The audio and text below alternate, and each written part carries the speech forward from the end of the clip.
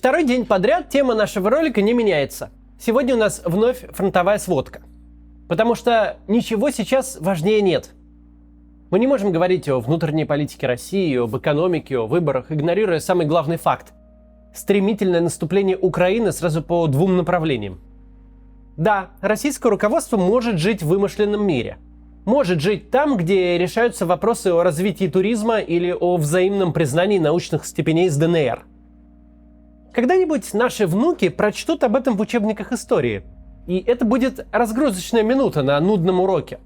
Представьте, дети, пока российская армия гибла на поле боя, пока разваливались фронты, высшие руководители были заняты совершенно оторванными от реальности проблемами. Правда, удивительные были люди. Но мы так не можем.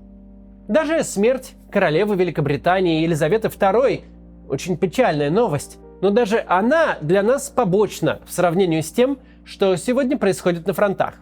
Именно об этом мы будем с вами говорить.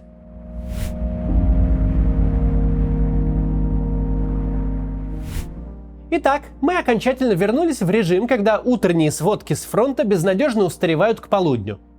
После месяцев артиллерийских обстрелов и позиционных боев мы увидели быстрое продвижение украинской армии. Пока что главная новость за вчерашний день из тех, которые можно определенно подтвердить, не опираясь на слухи, такая. Украинские силы прошли 50 километров вглубь оккупированной территории на Харьковском направлении. По состоянию на поздний вечер нет никаких сомнений, что Балаклея находится под полным украинским контролем, что ВСУ пытаются прорваться к городу Купянску, что множество сел, которые еще вчера считались тылом российской армии, освобождены.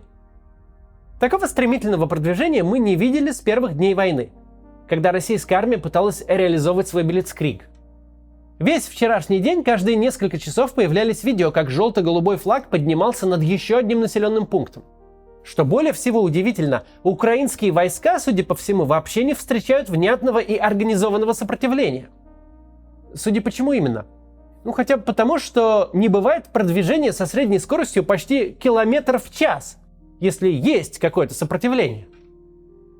К тому же, до последних дней это был глубокий тыл российской группировки, как я уже говорил. Тут нет ничего, где армия могла бы закрепиться. Ни траншей, ни окопов, ни минных заграждений. Никто тут наступления украинцев не ожидал. Единственное, за что могут цепляться обороняющиеся, это лесопосадки и обычная гражданская застройка. Впрочем, никто не ожидал, не до конца верное, довольно сомнительное утверждение. Не ожидали люди, которые могли отдать приказ о подготовке к контрнаступлению ВСУ, люди в больших погонах. Тогда как телеграм-каналы Z-военкоров писали, что именно тут следует ждать наступления, что ВСУ накапливают силы. Но российское военное командование концентрацию украинских сил проморгало. В первую очередь потому, что было всецело занято подготовкой своего наступления. И теперь в тех самых Z-каналах получает на свою голову потоки брани и упреков. В целом ситуация для российской группировки на Харьковском направлении выглядит максимально скверно. Сейчас на направлении рухнул российский фронт. И пока его не удастся стабилизировать, создать новую линию укреплений и отойти на нее, украинская армия и дальше сможет освобождать территорию, а также наносить большие потери российской армии.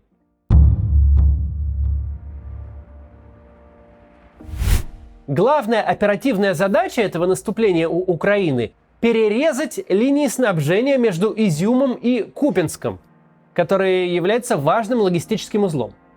Для этого даже не обязательно его брать. Достаточно продвинуться к югу от него и перекрыть пути сообщения с Изюмом. Проблемы со снабжением поставят изюмскую группировку российских войск в уязвимое положение. В дальнейшей перспективе российская армия потеряет возможность наступать с изюмского направления, что должно снять угрозу с севера для донбасской группировки ВСУ. Сейчас, по некоторым сообщениям, бои идут за Грушевку. Это село в считанных километрах от Купянска. А значит, даже если город и не будет сразу освобожден, он в любом случае из логистического узла в глубоком тылу уже превратился в прифронтовой город, который как логистический центр для снабжения уже не годится. К тому же, пока идет наступление, за ВСУ сохраняется инициатива. Если несколько недель назад Украина скорее реагировала на маневры российской армии, то на данный момент именно Украина диктует, где и как будут происходить боевые действия. Так, вчерашний прорыв частично объясняется тем, что часть российских войск была переброшена на юг, где Украина перехватила стратегическую инициативу и навязала бои под Херсоном. Теперь же ВСУ постараются продолжить активные действия, чтобы полученную инициативу сохранить. В частности, Украина может использовать Харьковское направление, чтобы оттянуть с Донецкого направления резервы, расположенные около границы с Белгородской областью, а также тот самый Третий армейский корпус, активно перебрасываемую технику и личный состав.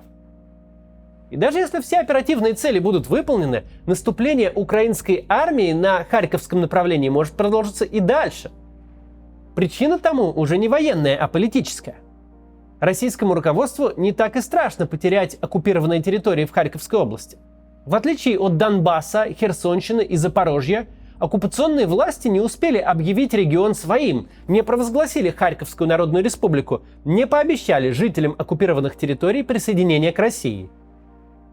После того, как провалилась идея захватить Харьков, за населенные пункты Харьковской области российское командование держалось не сильно.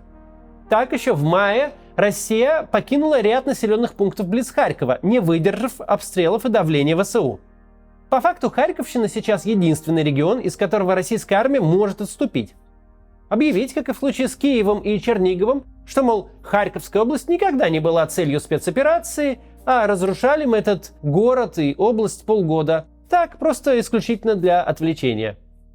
Выглядеть такой жест доброй воли будет хоть и абсурдно, но как-то хоть на внутреннюю аудиторию продавабельно. Но это вопрос политический. А есть вопрос чисто военный. Харьковское направление важнейшее с точки зрения логистики для российской группировки. Это дороги, это железнодорожные узлы, это пункты складирования и доставки.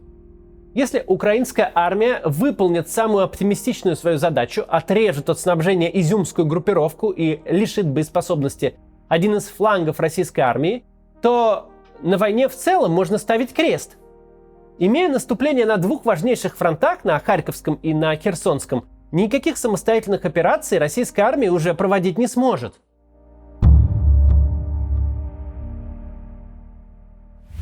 Очень показательны те ролики, которыми сейчас заполнены социальные сети.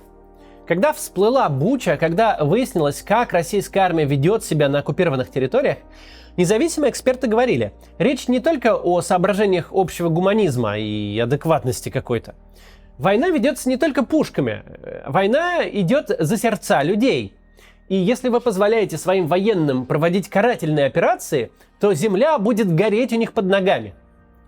Это мы и видим. Мы видим, как встречают солдат под украинским флагом. Мы видим людей, которые явно хлебнули российской оккупации. Хлебнули насилия, унижения, фильтрационных мероприятий. Украинских солдат встречают так, как в грезах Владимира Путина должны были встречать российскую армию. Украинцев встречают как освободителей, как тех, кто несет мир и возвращение в нормальную жизнь. Кадры, которые мы видим, явно не постановочные. Перед нами настоящие эмоции. Все добре, все добре. Контролируй. Молодці! Молодці! Все добре буде. Мій коліно переформав сьогодні. Дякую вам, дякую. Півроку молилися, щоб ви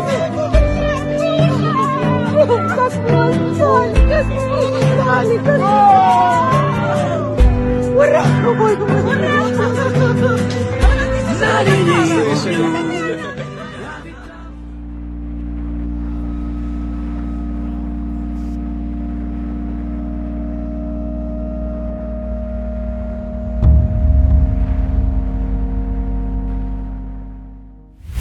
Наш ролик, если брать сухую фактологию, видимо, устареет к утру. Сегодня события развиваются с невозможной скоростью. Но глобально все останется по-прежнему. Украина навязывает агрессору свою войну. Она заставляет его действовать в своем темпе и по тем направлениям, где сама хочет. Российские войска очень скверно показали себя в наступлении. Оно не просто так получило титул «Блицкринж» от Руслана Левиева. Наступление растянутым фронтом, наступление с распыленными силами, наступление с колоннами снабжения, которые ехали в чистом поле безо всякого прикрытия на радость Байрактарам и Джавелинам. Но был вопрос, насколько будет успешна Украина в наступлении и как покажут себя в обороне российские войска. И сейчас мы видим, это еще хуже для российских войск. Украинская армия сминает российские позиции со скоростью неспешного шага пешком. Оказывается, что на одном из важнейших направлений всей войны просто не было войск, способных оказать сопротивление, а резервы заняты чем угодно, только не спасением своей армии.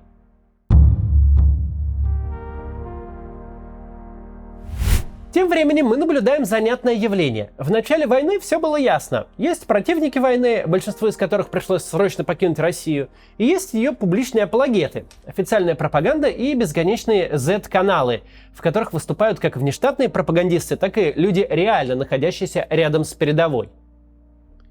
Все они вещали примерно одно и то же, примерно по одной методичке. Теперь же мы видим сразу несколько расколов. Есть раскол между официальной пропагандой, вроде Соловьева, и официальной же позицией Министерства обороны. Первые аккуратно признают наступление Украины и отход российских войск, причем в том духе, что это неизбежный типа ритм войны, типа есть наступление, а есть отступление. Дело типа житейское, бывает. Вторые живут вовсе в параллельной реальности. Для них существует только захват деревни возле Донецка, а наступления украинской армии просто вообще нету. А вот телеграм-каналы прямо говорят о катастрофе. О том, как российская армия вынуждена выбирать, сохранить жизнь или удержать позиции. Это, мягко говоря, сильно контрастирует с тем настроением, которое там царило даже месяц назад, не говоря уже о начале войны. Что тут интересно? Судя по всему, разные источники информации работают на разные аудитории. Телеграм-каналы в значительной своей доле транслируют то, что видят в реальности. Видят они катастрофу российской армии и пытаются сей факт как-то транслировать. Может быть, чтобы он попал наверх, дескать, спасайте. Большая пропаганда вроде Соловьева работает на массовую аудиторию. Сложно противоречить очевидному и бесить слушателя прямым враньем, но задачу по производству хорошей мины при плохой игре с нее никто не снимал. Она должна объяснить, что это не поражение, а это стратегия такая, так и должно быть все. Но вот самые официальные данные, сводка Министерства обороны, где просто ничего не происходит, судя по всему, рассчитаны на одного человека, на Владимира Путина. Он никак не должен знать, что его армия сдает позицию за позицией почти без боя. Это действительно хорошая новость. Мы говорили в самом начале о том, как происходящее сегодня будет отражено в учебниках истории. Такая диспозиция, где для высшего руководства рисуют отдельную картину мира, где для него нет поражений и потерь, в учебниках обычно предшествует главе о том, как режим потерял власть. Потому что невозможно властвовать, когда ты не знаешь, что происходит. Если не верите, то попробуйте поработать за компьютером с отключенным монитором, лишь интуитивно догадываясь, как он реагирует на ваши действия. Российское руководство с радостью бы вернулось в свою привычную колею. В колею бюрократического управления реальностью. Туда, где случилось какое-то мероприятие, мы придали ему статус референдума и включили эти территории в состав России. Никто не признал, ну и бог с ним, документооборот-то произошел, все и славненько. Ладно, не выходит с референдумами, то тогда давайте эту тему просто замнем и забудем. Перестанем говорить о ней по телевизору, и пусть война идет где-то фоном. Там кто-нибудь потихоньку гибнет, а мы как-то стараемся вернуть утраченный статус-кво. Ведь большие города она не задевает, а что там творится в Туве и Бурятии, это, говоря на их циничном языке, не головная боль федеральных властей. Но выясняется, что война работает иначе. Что нельзя в ней сказать, как привыкли. Ладно, стоп, хватит, не вышло, так не вышло. Пойдем дальше. Там есть противник, у которого могут быть другие мысли на этот счет, и у него есть оружие, он может свои эти мысли им подкрепить. Единственное, что система в данном случае может, это врать. И врать себе в первую очередь. В первую очередь себе рассказывать, что не все так плохо. Но беда в том, что если исходить из вранья, если исходить из того, что украинского контрнаступления не происходит, что оно не успешно, то результатом станут собственные войска, которые не получают поддержки. Ведь если им нужна поддержка, то надо признать проблемы, а признать проблемы нельзя. А если признать проблемы нельзя, то и армии не помочь. Армия будет или убегать, или попадать в плен. Если война идет не на фронте, а в докладах Путину, если война идет за то, чтобы доклады эти были как можно менее поганы, то проблемы станут большим военным поражением. Что совсем неплохо. Даже хорошо. Хорошо для России, хорошо для Украины, хорошо для человечества как вида. Только бы поменьше людей там погибло, пока это военное поражение не оформится. До завтра.